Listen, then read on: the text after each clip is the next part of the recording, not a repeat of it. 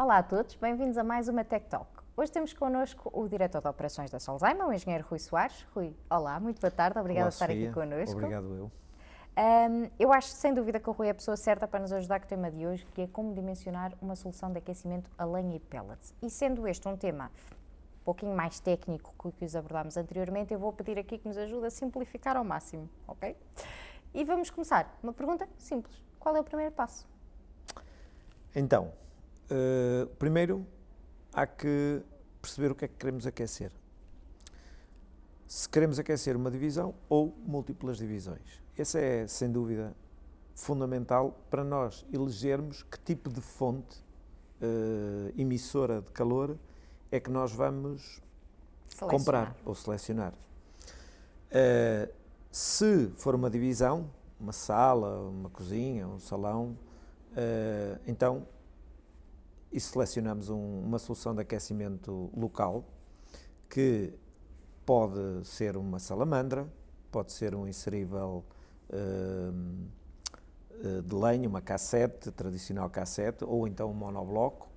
Portanto, temos várias soluções disponíveis para aquecimento local.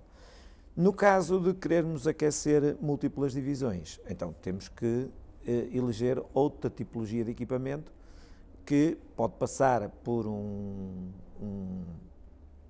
sistema de aquecimento centralizado, que é um inserível que se coloca na sala ou na cozinha, mas também pode ser um outro tipo de solução, uma salamandra, que é um standalone, mais fácil, com menos obra, e também pode ser um equipamento mais técnico que nós colocamos na garagem ou na sala de máquinas, como é o caso das caldeiras de lenha ou caldeiras de pellets, que no fundo fazem exatamente a mesma função, mas são colocadas noutra divisão da habitação.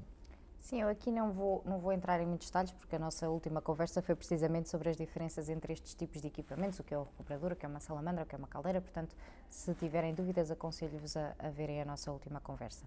Mas ok, excelente, portanto, primeiro, aquecimento local ou central, tipologia de equipamento, combustível, não é? Portanto, tem que optar entre lenha e pellets, no nosso caso. Poderia-me resumir aqui de forma muito breve, entre estes dois combustíveis, quais as principais vantagens e desvantagens? No caso dos combustíveis, nós temos a lenha, que é sem dúvida um combustível muito tradicional e que é um combustível que normalmente se encontra localmente. É barato, é sem dúvida alguma, de longe, a forma mais económica de nos aquecermos, e não é preciso fazer muitas contas. Todos sabemos que é verdadeiramente mais barato aquecermos com lenha do que com qualquer outra das fontes. Nossa primeira conversa foi precisamente sobre isso. Pronto. Logo seguida do pellet, falando em economia, sim, e depois, a segunda fonte mais económica é o pellet. Vem o pellet logo de seguida, que é um combustível que é processado, ao contrário da lenha. A lenha, nós vamos à floresta, cortamos a lenha e, portanto, utilizamos a lenha depois de seca. O pellet é um combustível mais regular e, portanto, por ser mais regular, permite que os dispositivos que queimam o pellet sejam dispositivos que trabalham de forma autónoma. Portanto, a grande vantagem do pellet, eu diria que face à lenha, é a autonomia. Nós podemos programar o aparelho para ligar a uma determinada hora, podemos programar a temperatura e, portanto, isto dá-nos aqui algum conforto adicional que a lenha não tem, porque eu tenho que fazer recargas constantes e, normalmente, pode acontecer entre as recargas que o sistema quebra ligeiramente e então há uma perda de conforto na habitação.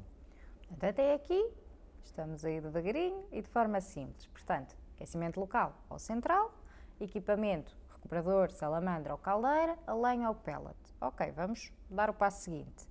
Eu já selecionei como é que eu calculo a necessidade de aquecimento da minha habitação. Portanto, neste caso, e falando nos nossos equipamentos, a potência necessária para o equipamento. Como é que eu faço este cálculo? É assim, eu vou tentar simplificar, utilizando aqui algumas mnemónicas, para também ser fácil para os ouvintes perceberem a forma como habitualmente se faz este cálculo. Bom, eu diria que antes de passarmos ao cálculo da fonte emissora de calor, nós temos que fixar algumas variáveis, nomeadamente o grau de isolamento da casa, porque uma casa com a mesma área, com graus de isolamento diferentes, tem necessidades térmicas diferentes. E depois de termos o grau de isolamento, temos também ter em conta a região onde nós temos a nossa habitação e quais é que são os gradientes de temperatura que estão durante o inverno no exterior. Se tivermos temperaturas negativas, eu tenho que aumentar a minha potência para compensar esses gradientes que normalmente influenciam o conforto da habitação. Desta forma, o que é que nós podemos fazer em termos de contas simples? Vamos, numa casa de isolamento médio, eu diria que as necessidades em termos de aquecimento serão de 100, 105 watts por metro quadrado. Eu estou a falar aqui, não é correto eu falar em metro quadrado, eu tenho que falar em metro cúbico, mas para ser mais perceptível, eu vou utilizar a mnemónica de uma casa com 2,5 metros de pé direito, e então eu fixo a altura, então podemos falar em área. Podemos falar em área. Então, numa casa com 100 metros quadrados, que tenha um grau de isolamento médio, eu preciso em torno dos 100 watts por metro quadrado para fazer o aquecimento. Ou seja, aqui tenho o primeiro passo no dimensionamento, que é dimensionei a minha fonte de calor. É também importante referir que para os 100 metros quadrados eu necessito de uma potência de aproximadamente 10 kW, mas nós temos que inferir aqui uma tolerância para que possamos ter aqui alguma tolerância no dimensionamento da instalação, e então o comum é colocarmos na fonte emissora cerca de 15 a 20% mais do que as necessidades. E, portanto, este é o primeiro passo. Depois, temos que selecionar os emissores. E, do ponto de vista dos emissores, diria que no aquecimento da biomassa, em que nós estamos a aquecer água, temos três tipos que são os mais usuais. E eu vou dizê-los por ordem de maior utilização. Temos os radiadores de alumínio, os ventiloconvetores e o piso radiante. Muito obrigada. Só clarificar aqui, estamos a falar do aquecimento central, não é? Sim. Onde há essa necessidade de dissipação de calor. Exatamente. Se estivéssemos a falar de uma solução de aquecimento local, bastaria dimensionar a solução. Portanto, como referiu, e se calhar aqui simplificar e resumir tudo o que referiu, olharíamos para a área, pé direito, que nos cálculos que estávamos a falar assumimos um pé direito de 2,5, mas que pode variar, e grau de isolamento. E com estes dados nós conseguimos calcular a potência. Sim. Pelo aquecimento local ficaremos por aqui. No aquecimento central vamos precisar de dissipar este calor pela habitação. E aí sim referiu estes dissipadores. Sim. E eu ia-lhe pedir, se calhar, se me poderia explicar em que é que eles se diferenciam, não é? Em que é que consiste um radiador, em que é que consiste um ventiloconvetor e em que é que consiste o piso radiante, e quais são as vantagens e desvantagens de cada uma destas soluções. Os elementos de radiador são, sem dúvida, os elementos de dissipação mais baratos do mercado. Okay. Portanto, é a solução mais económica para dissipar. Embora, em termos de eficiência, não é tão eficiente quanto um piso radiante. Okay. Quando instalamos radiadores, é uma solução fácil, mas há que ter em conta aqui algumas regras de boa instalação, nomeadamente colocar nas divisões sempre a fonte dividida em duas partes. Ou seja, se eu necessitar de colocar 10 kW, é bom que junte 5 de um lado e 5 do outro, para que o calor se homogeneize muito melhor quando começa a dissipar. No caso dos ventiloconvetores, não é mais do que um radiador com um ventilador acoplado. O que é que permite? Permite em grandes espaços homogeneizar a temperatura num curto espaço de tempo. O radiador homogeneiza, mas leva o tempo porque está a utilizar o ar e a condução natural para fazer toda a homogeneização da temperatura, enquanto que o ventiloconvetor força o ar a circular e, portanto, temos uma maior rapidez no aquecimento da divisão. Só fazer uma pausa e peço desculpa porque quero ouvir os argumentos do piso radiante, mas porque eu agora estava aqui a pensar que muitas vezes isto acontece, quer para os radiadores e para os ventiloconvetores, como para os próprios equipamentos a lenha e pellets, que há muito esta ideia de que um equipamento ventilado aquece mais do que um equipamento não ventilado. Isto está longe da realidade, não é? Sim, isso não é verdade. O que nos dá o calor é a quantidade de combustível que nós colocamos no aparelho. Um aparelho de características idênticas que tenha ventilação não vai aquecer mais. O que vai é homogeneizar muito mais rapidamente a temperatura onde está colocada a fonte emissora. Porquê? Porque vai movimentar o ar de forma a que o espaço aqueça todo ele muito mais rapidamente e de forma uniforme. Peço desculpa, foi só aqui um parênteses, mas por acaso é realmente uma questão que é muito colocada e muitas vezes há este estigma de que um equipamento ventilado que aquece mais, e só queria clarificar que não é o caso. E então e o piso radiante? Bom, o piso radiante é sem dúvida uma solução que tem ganho muitos adeptos nos últimos anos, não só porque esteticamente é a solução mais limpa, porque é invisível. Nós sentimos o calor, mas não vemos nenhuma fonte. Porquê? Porque são tubos que são colocados no piso e a água passa nesses tubos, aquece o chão e o chão torna-se ele próprio um emissor de calor. Tem esta vantagem da estética e tem também a vantagem da eficiência. Porquê? Um chão radiante, estamos a trabalhar com temperaturas de impulsão de água para fazer a dissipação entre os 35 e os 42 graus, que isto é o normalmente usado. No radiador, estamos a falar de temperaturas que andam entre os 55 e os 60, ou seja, temos aqui um diferencial. Porque é que o chão radiante é também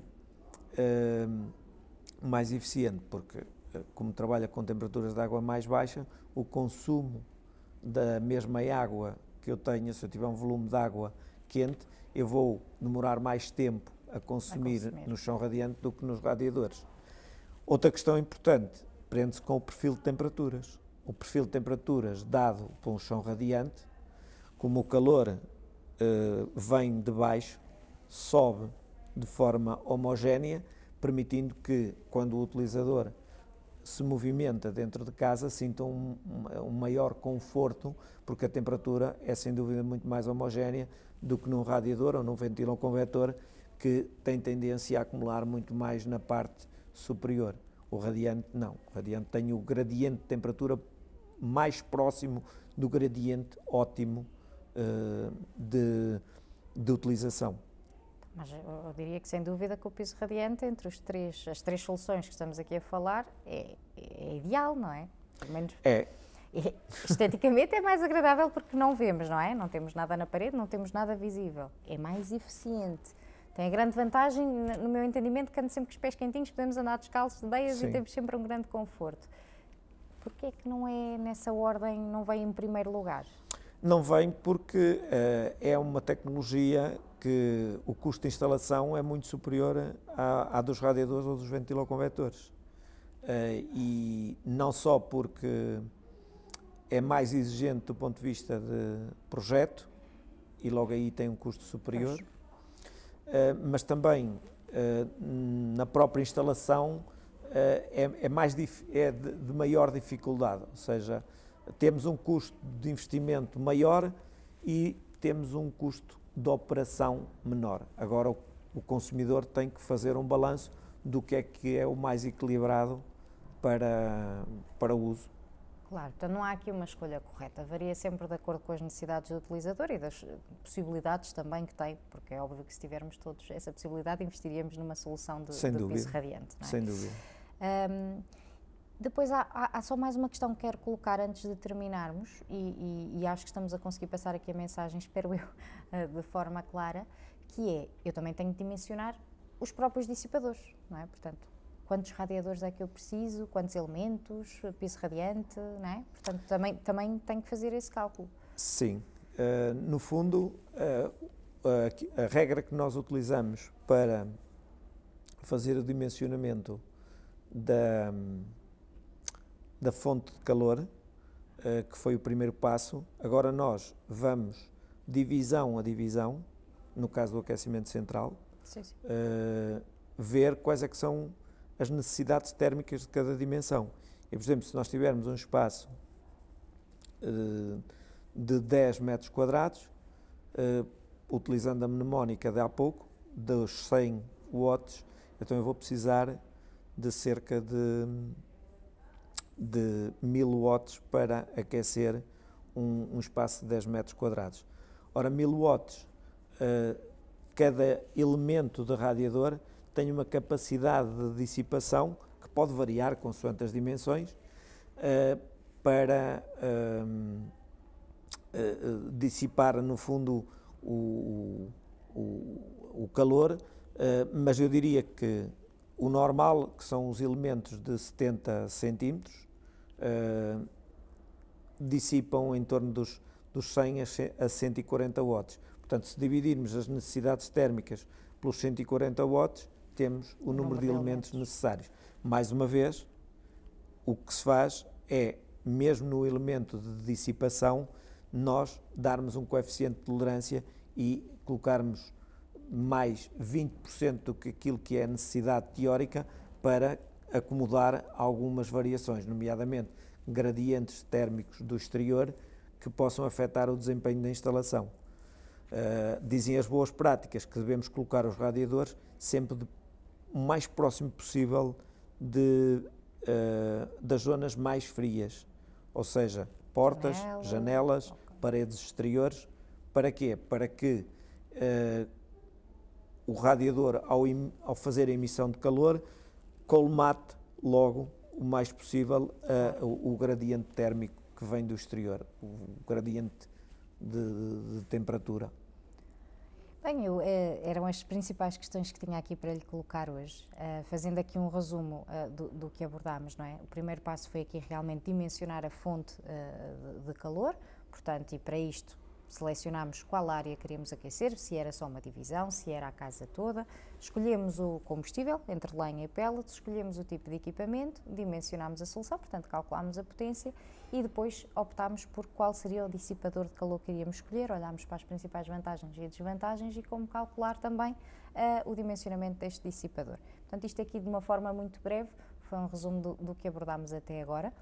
Queria-vos só alertar de que no nosso site, em solzaima.pt, se forem ao menu lateral e selecionarem guia de escolha, nós temos um formato interativo para este cálculo de potência da solução de aquecimento, portanto, dos nossos equipamentos. E, portanto, vocês basta-vos introduzirem a área que pretendem aquecer, qual é o pé direito da vossa habitação. Nós temos 3 graus de isolamento que colocamos ali como standard, de acordo com o que referiu, portanto, a região geográfica onde se encontra e o próprio grau de isolamento da habitação, e calculamos de forma automática a potência, está bem? Portanto, estes cálculos que estávamos aqui a falar, que são relativamente simples, nós fazemos por si. E depois, inclusive, sugerimos quais os equipamentos que cumprem com aquela potência e damos algumas regras também de instalação, portanto, algumas distâncias de segurança, tomadas elétricas quando assim é necessário, entre outros, para vos auxiliar neste processo. Portanto, acho que é uma ferramenta muito interessante e aconselho-vos a consultarem. Rui, mais uma vez, muito obrigada pelo tempo que nos dispensou.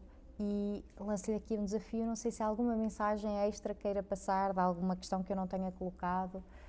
Acho que, acima de tudo, quando estamos a tratar deste tipo de sistemas, temos que selecionar bem não só a tecnologia que queremos usar, mas também selecionar o profissional correto para o fazer, porque a diferença na seleção de quem vai instalar pode dar um resultado bom ou mau. E isso muitas das vezes, as tecnologias estão aí, estão disponíveis, a forma como nós muitas das vezes as usamos é que faz toda a diferença. Sem dúvida nenhuma, e portanto temos aqui dois fatores, não é? Que é o fator da instalação e da utilização também. Exatamente. Que referiu. Acho que foi um ótimo mote para terminarmos, portanto a importância é realmente termos um profissional e já agora informo-vos também que estamos inclusive a certificar, somos a primeira entidade a fazê-lo, instaladores. Portanto, qualquer instalador que esteja aí desse lado e que queira vir fazer a formação connosco, temos muito gosto em receber-vos, passar-vos todas as informações necessárias para que sejam certificados também e que se sintam muito confortáveis a instalar os nossos equipamentos. Portanto, obrigada e a todos vocês vemos no próximo episódio. Até lá. Obrigada. Ouça o nosso podcast na Apple Podcasts, Spotify, SoundCloud ou no nosso YouTube. Solzaima, soluções de aquecimento a lenha e pellets.